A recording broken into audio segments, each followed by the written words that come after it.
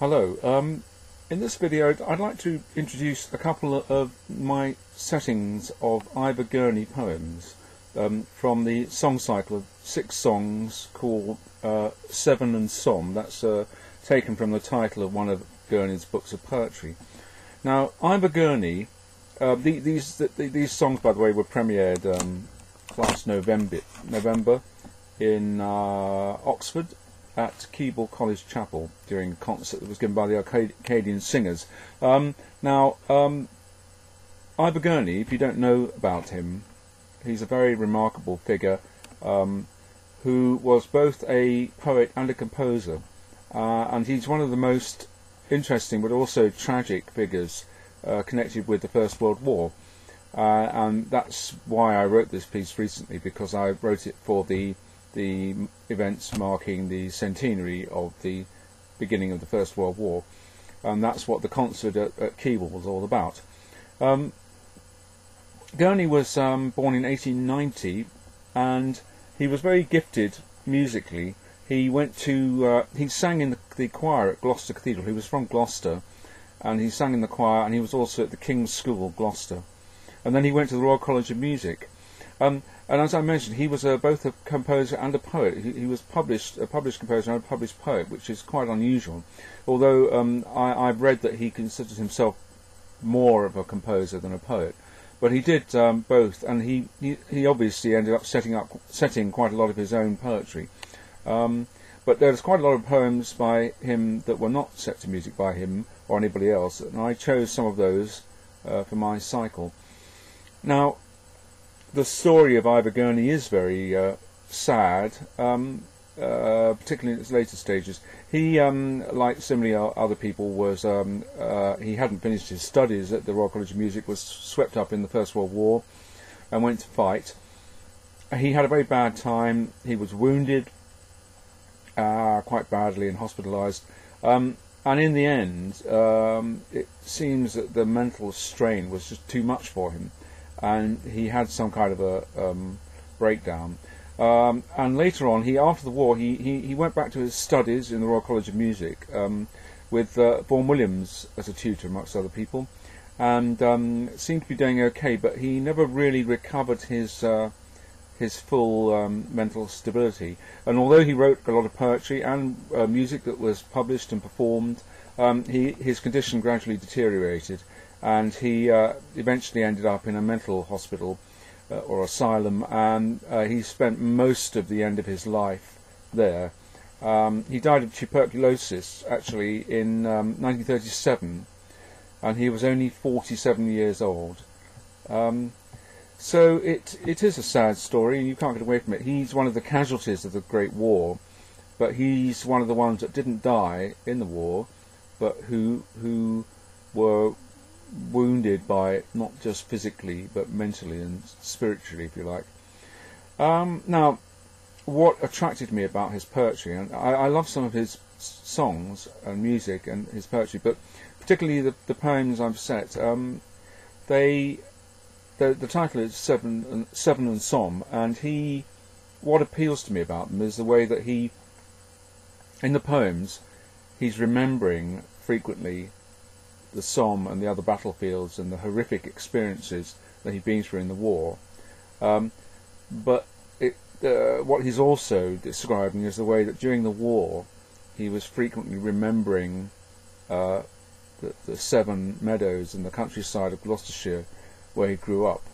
So the one and the other kind of interpenetrate one another, and these poems are quite strange in that way. They're partly kind of quite pastoral, and with images of meadows and trees and rural idylls and so on. But then suddenly you get these very dark or frightening elements that come in from the war. And it's like the two worlds have kind of got mixed up with one another.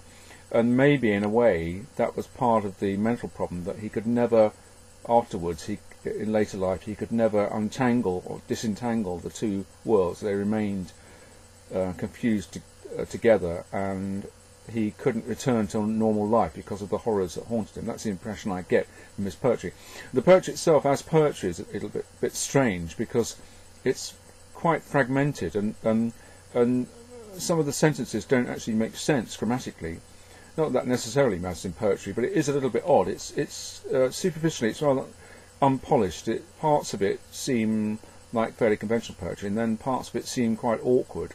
But I think this is partly a style that he created for himself, and also I think it probably does reflect his mental condition, and particularly in the later poems they do seem to become more and more fragmented. So it's a bit strange. It's a bit reminiscent of another poet, Christopher Smart, who ended up in a mental hospital, I think in the 18th century. Benjamin Britten set some of his poetry in Rejoice in the Lamb. There's a similar kind of slightly odd but kind of very poignant and moving quality. So I set these pieces for, originally they were going to be for voice and oboe, because I was inspired by the wonderful group of settings of William Blake poems by Vaughan Williams for voice and oboe. And then I decided that really it needed something else. It needed some element of accompaniment. And originally I had been planning or hoping it was going to be performed at a concert in a venue that didn't actually have a piano. So I decided to go for a harp. And so the piece is actually for tenor, oboe and harp, which is a somewhat unusual combination, not perhaps the easiest combination to balance, but the effect I think is quite good. I'm quite pleased with it. This is a live performance, so there are a few things here and there which aren't quite right, but this is what happens when you have live performances. It's the first performance in front of a very large audience, actually, a very enormous audience turned up. Keble College Chapel, if you don't know it, in Oxford, is a very large building. And I think the occasion made the performance a bit nervous, so there are one or two wobbly bits and so on. But on the whole, I think it creates the right effect. So I'm not going to put all six of the poems on here. I'm just going to give an example of two of them. One of them is the first poem, which begins, "Little did I dream, England, that you bore me under the Cotswold hills beside the water meadows, to do you dreadful service here beyond your borders and your enfolding seas." That's a very poignant image of the way that he had to go across the sea from his country world of the Cotswolds and Gloucestershire into this terrible environment of the war. And then the other one I've decided to put here is number 5, which is quite an interesting one. It's a little image of a poet, I suppose, sitting in a cottage, probably working by candlelight, while the rain and the wind beat down outside. Or not beat down, but it says soft rain. And he's thinking about the war. There's a kind of a storm going on outside. And then he remembers that in the end what matters is poetry. In fact, I'll read the whole poem. It goes like this. Soft rain beats upon my windows, hardly hammering, but by the great gusts guessed further off, up by the bare moor and brambly headland, heaven and earth make war. That savage toss of the pine boughs past music and the roar of the elms. Here come, in the candlelight, soft reminder of poetry's truth, while rain beats us softly here as sleep or shelter of farms. Now you'll notice in that there are one or two places where it doesn't quite make sense grammatically, but I think one can get the sense of what he was trying to say. And so I'm just going to give you these two extracts from this performance of Severn and Somme. And the tenor, oh dear, I haven't got the details properly here.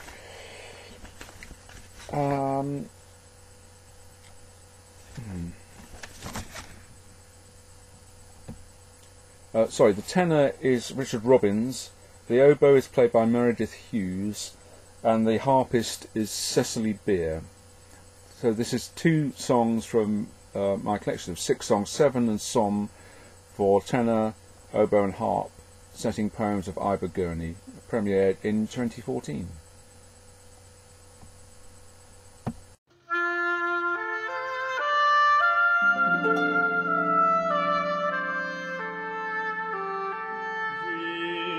Little did I dream, England, that you bore me under the Cotswold hills.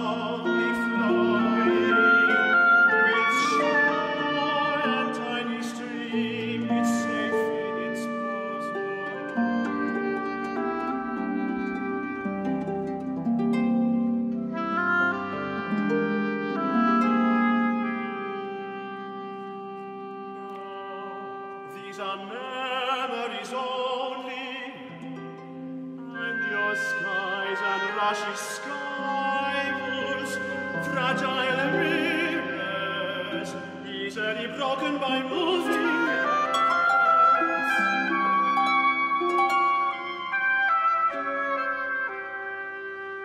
In my deep heart forever goes on your daily being, and uses consecrate.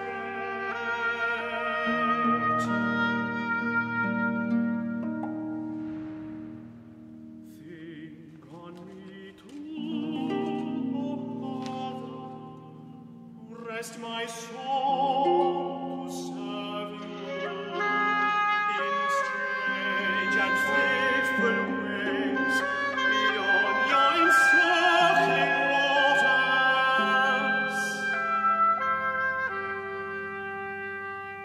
None but you